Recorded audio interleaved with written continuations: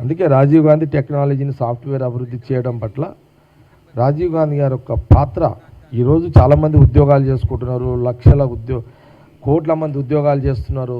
Software engineers కానీ ఏది ఉద్యోగాలు చేస్తున్నారు, వాళ్ళకు లక్షల జీతాలు వస్తున్నాయి. ఇట్లా అనేక మంది లక్షల కోట్ల మంది ఈరోజు వారు రాజీవ్ గాంధీ గారు తెచ్చిన టెక్నాలజీ సిస్టంలో నుంచి వచ్చిన ఉద్యోగాలు ఇవన్నీ కూడా. ఇది కూడా ఈ విషయంలో కూడా లక్ష్మణ్ గారు ఏదైనా దీని మీద డిబేట్కి కాంగ్రెస్ పార్టీతో సిద్ధమా? ఓకే. అట్లాగే దాని తర్వాత సరే అంతకుముందు పివి నరసింహారావు గారిని ప్రధానమంత్రి చేసిన చరిత్ర సోనియా గాంధీ గారిది. మొదలైతే పివి నరసింహారావు గారిని ప్రధానమంత్రి చేసింది ఎవరు? సోనియా గాంధీ గారే కదా చేసింది. సరే ఇప్పుడు చాలామంది నరసింహారావు గారిని స్టాచ్యూస్ మొన్న ఏదో కేసీఆర్ పెట్టిండు, ఆయన ఒక సినిమా చూపెట్టిండు, బీజేపీ మేము పార్లమెంట్లో పెట్టినాం. కానీ నేనేమంటున్నా బీజేపీ నాయకులారా, బీఆర్ఎస్ నాయకులారా, పివి నరసింహారావునని కాంగ్రెస్ పార్టీ సోనియా గాంధీ గారు ప్రధానమంత్రి చేసింది కాబట్టి మీరు ఆయన స్టాచ్యూలు మీరు పెడుతున్నారు. మరి ఆ రోజు ఆయన ప్రధానమంత్రి చేయకపోయి ఉంటే ఈరోజు మీరు పివి నరసింహారావు స్టాచ్యూలు పెట్టేవాళ్ళ? ఈ యొక్క బేస్, ఈ అవకాశం ఉమ్మడి రాష్ట్రానికి తెలంగాణ గడ్డకు ప్రధానమంత్రి పోస్ట్ అవకాశం ఇచ్చింది ఎవరు? సోనియా గాంధీ గారు. ఈ చరిత్ర ఎట్లా కాదంటాము? भाई आज क्या किया भाई पीवी जी को अवमान किए। अरे आप भाषण देते आप लोग, पीवी नरसिम्हा जी को अवमान किए कांग्रेस पार्टी। अरे क्या अवमान किए भाई राव? मैं ये पूछना चाह रहा हूँ बीजेपी वालों से, क्या अवमान किए पीवी नरसिम्हा जी को? सोनिया जी उनको प्रधानमंत्री बना दिए ना। अगर उन पीवी नरसिम्हा जी को प्रधानमंत्री सोनिया जी बना दिए, आज उनका पुतला आप लगा रहे, उनका स्टैचू लगा रहे। उस दिन प्रधानमंत्री नहीं बने तो आप पीवी जी के बात करने वाले कौन थे? आप तो पीवी नरसिम्हा को प्राइम मिनिस्टर नहीं बनाए, बीजेपी वाले नहीं बनाए, ना केसीआर नहीं बनाए, बनाए सोनिया गांधी जी।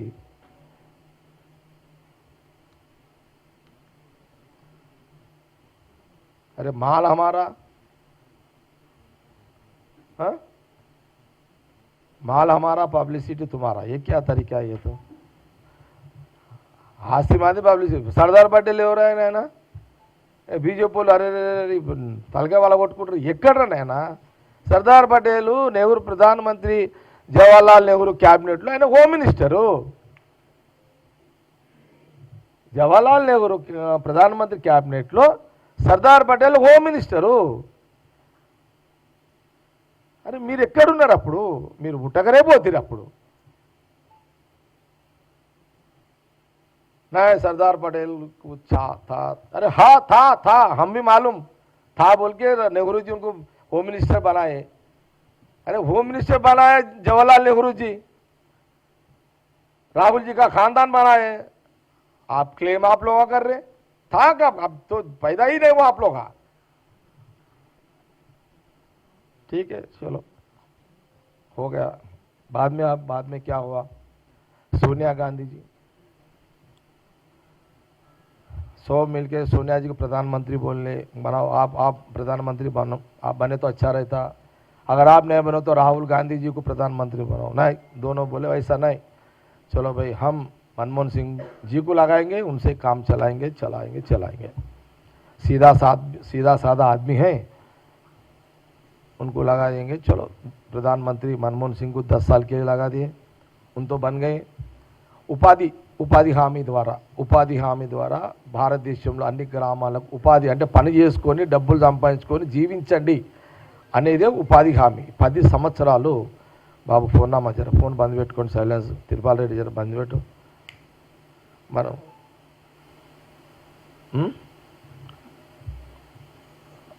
నేను 4 నెలల తర్వాత వచ్చిన ప్రెస్మెంట్ తిరుపాల్ రెడ్డి, నువ్వు నాది వింటావా? నువ్వు ప్రెస్మెంట్ ఫోన్ వింటావా? ఓకే ఏమంటే ఉపాధి హామీ అంటే ఏంటిదంటే ఒక గ్రామంలో అన్ని గ్రామాలలో అన్ని ఇళ్లల్లో 5 మంది ఉంటే 5 మంది పని చేసుకొని రోజుకు 500 అంటే 2500 రూపాయలు సంపాదించుకొని జీవించండి అనేది ఉపాధి హామీ పథకం. ఇది సోనియా గాంధీ గారు, రాహుల్ గాంధీ నాయకత్వంలో మన్మోహన్ సింగ్ గారు డిస్కషన్లో ఈ ఉపాధి హామీ పథకాన్ని అమలు చేయడం జరిగింది. ఇదంతా జరిగింది. ఓకే, ఇది ఒక చరిత్ర, ఇదంతా ఒక చరిత్ర. రాహుల్ గాంధీ గారు ఇంత చరిత్రతో కూడుకున్న కుటుంబానికి నువ్వు లక్ష్మణ్ గారు మీ ఇంటికి 3 పదవులా?